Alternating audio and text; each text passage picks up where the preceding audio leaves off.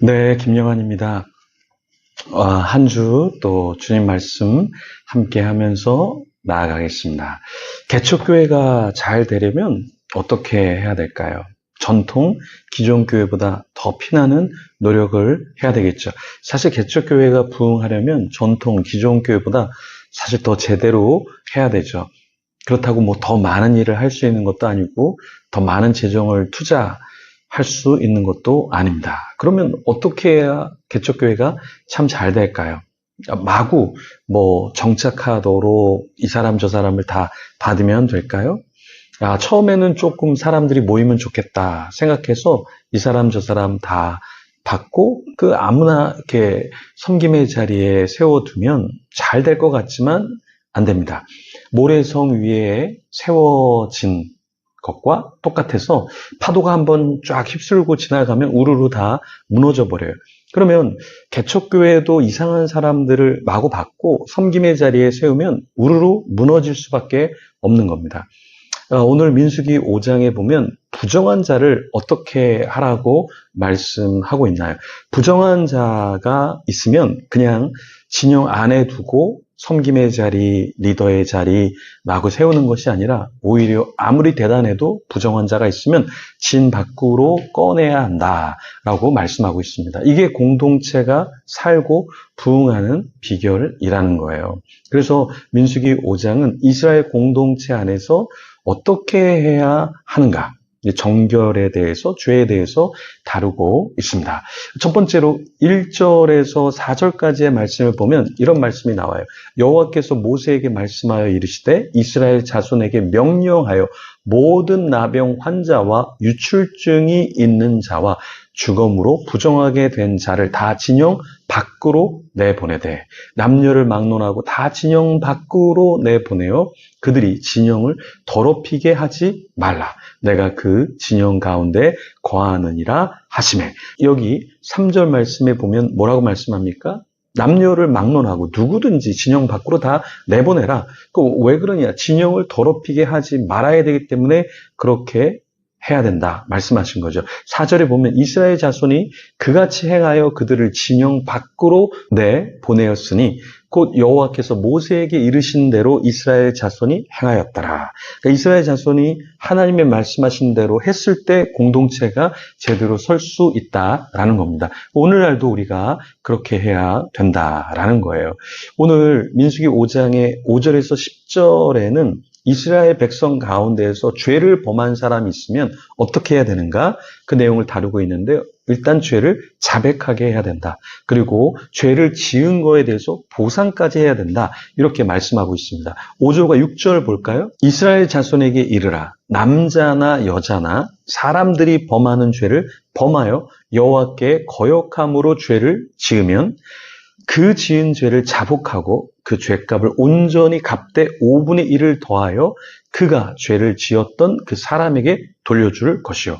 그러니까 죄를 지었을 때 그냥 죄송합니다 말로만 하는 게 아니라 마음속으로만 간직하는 것이 아니라 5분의 1 그러니까 약 20% 정도 손해 입힌 거에 대해서 죄송합니다라고 해서 그것을 좀 갚도록 하셨어요.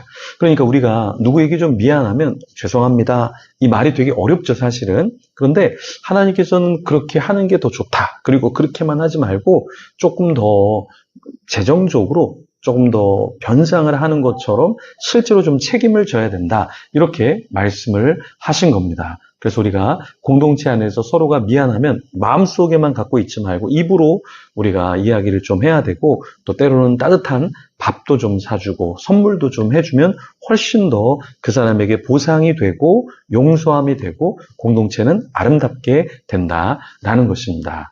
그리고 오늘 5장에 보면 어떠한 내용이 있냐면 참 특이하게 하나님께서 부부 간에 서로가 이 부정함이 있을 때 이걸 어떻게 다뤄야 되는가? 그래서 이 부분에 대해서 이야기하는데요.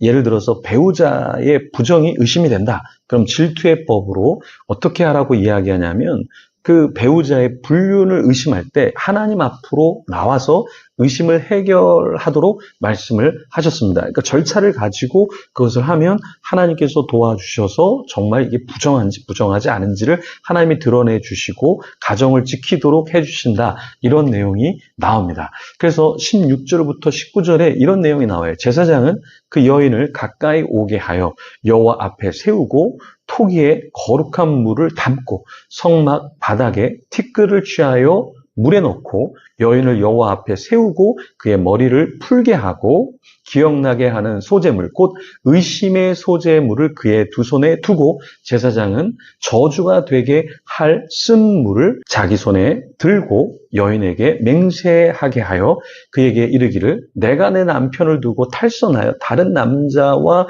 동침하여 더럽힌 일이 없으면 저주가 되게 하는 이 쓴물의 해독을 면하리라. 이렇게 하나님께서 어떠한 의심이 되는 배우자가 있으면 하나님 앞에 세우고 정말 그러한지 아닌지를 판명할 수 있도록 하나님께서 이러한 질투의 법을 주셨습니다. 그래서 이러한 것은 무엇인가? 배우자를 죽이기 위한, 배우자를 정죄하기 위한 것이 아니라 서로가 의심하지 않고 정말 떳떳하면 하나님 앞에서 정말 이 사람이 정결하고 부정하지 않구나. 그래서 서로 의심하지 않고 질투하지 않고 잘 살 수 있도록 하나님이 이 법을 주신 거예요. 그러니까 우리에게 주신 율법, 우리에게 주신 말씀, 우리에게 주신 계명, 법도는 우리를 무너뜨리고 서로를 찌르기 위해서 주신 것이 아니라 서로가 그 법도를 지키는 가운데 더 건강하게 살 수 있도록 하나님이 우리에게 말씀을 주시고 하나님이 어떠한 법을 주셨다라는 것입니다. 그래서 우리는